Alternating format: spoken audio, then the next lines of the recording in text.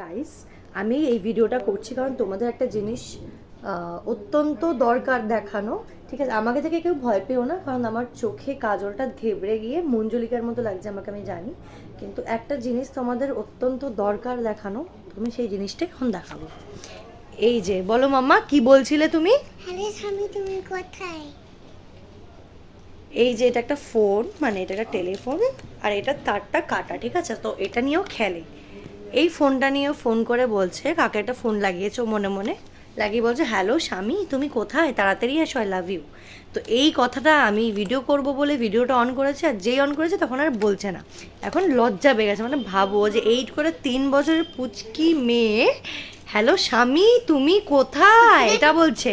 আর এর বয়সে আমি বলতাম আমি বিয়ে করবো না, বিয়ে করবো না, স্বামীটা কি বুঝিও নি, হাসছে, লজ্জা নেই, মারছে, কানমোলা খেয়েও হাসছে। হ্যাঁ, মানে কতটা পেকে গেছে আজকালকার বাচ্চাগুলো, কতটা পেকে গেছে।